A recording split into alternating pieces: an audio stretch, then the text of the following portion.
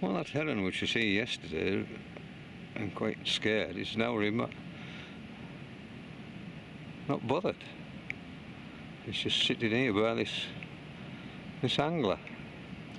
But it doesn't like pellets, it won't take meat and it doesn't take maggots, but it's obviously got a damaged left leg. But there doesn't seem to be anything wrong with its wings.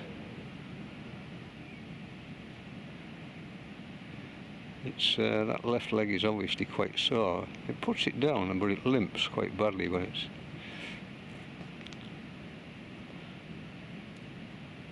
But that's amazing to see. He's not bothered a bit.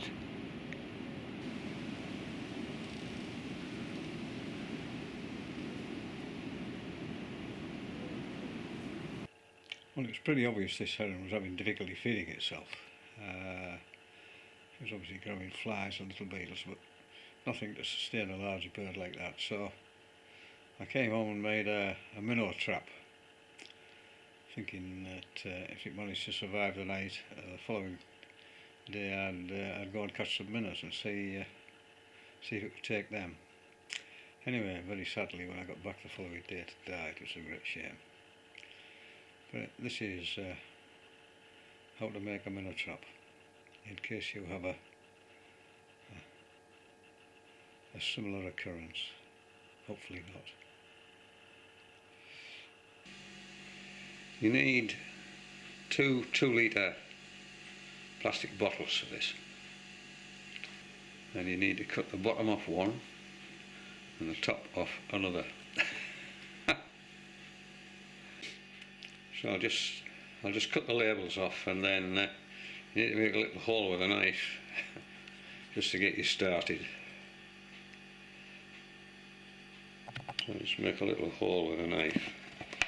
Careful, cut this off. I can then get the scissors into that and cut the bottom off. So I'll just cut around, take the bottom off this bottle.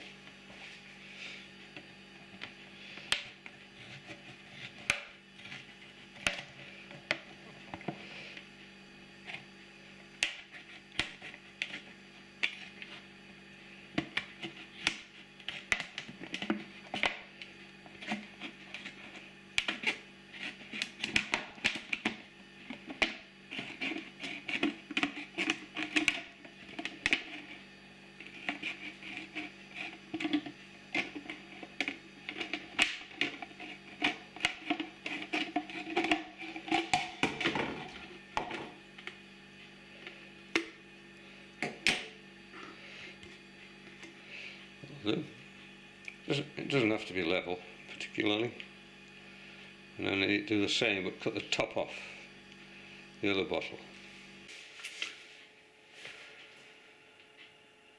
So now you need to marry the two together, but before I do that I need to put a weight inside so that when I sling this into the river it sinks.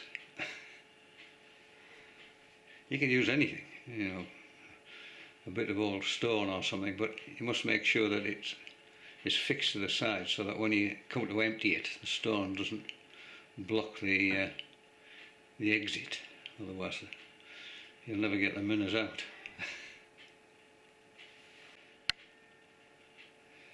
I've got a little piece of lead flashing here, which I can just cut with these scissors.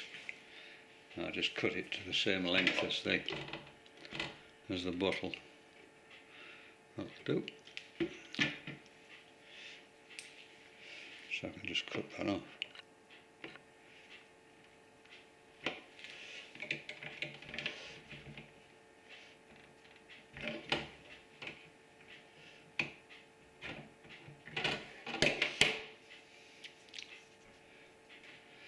And I can just fix that on the inside there so that when I throw it into the drink, it pulls it down, sinks it.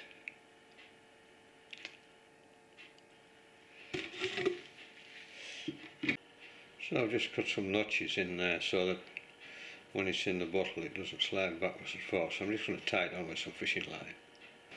So I just take a hot nail, poke it through there.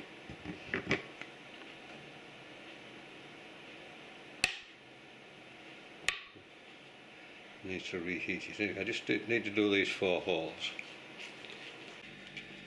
So I've got my weight tied in with some strong fishing line, and what you have to do now is marry this with this. Push it in.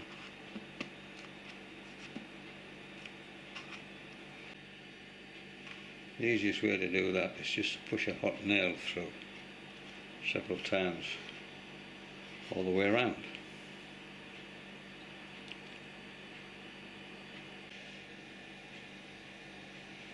And just to strengthen it, just use duct tape. So now I just need to make some bigger holes around this end, so that when it falls in the water the air can escape and it will sink. And then add the rope attachment.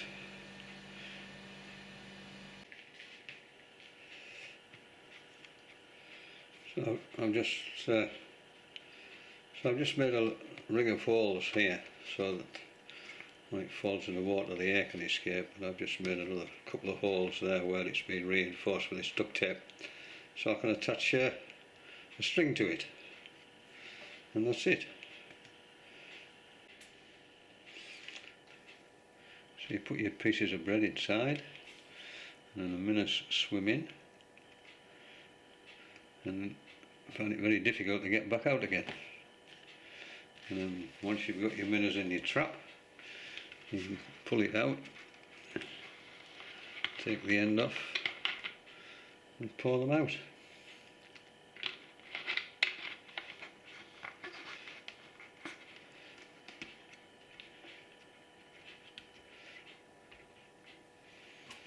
Well, that's taken about half an hour. It isn't the most elegant of minnow traps, but I'm not suppose the minnows will be bothered. And if it does the job, that's all that matters. You could attach the weight to the outside if you want, rather than have it inside. Anyway, the proof of the pudding will be when we sling it in the river and see what we get. Before the days of plastic bottles, I can remember trying to make one of these, and you used to get a wine bottle with this pushed in bottom, and you had to try and knock this circle out here without smashing the bottle. Well, it was a nightmare. Absolutely broken glass everywhere. So plastic bottles make it that much easier.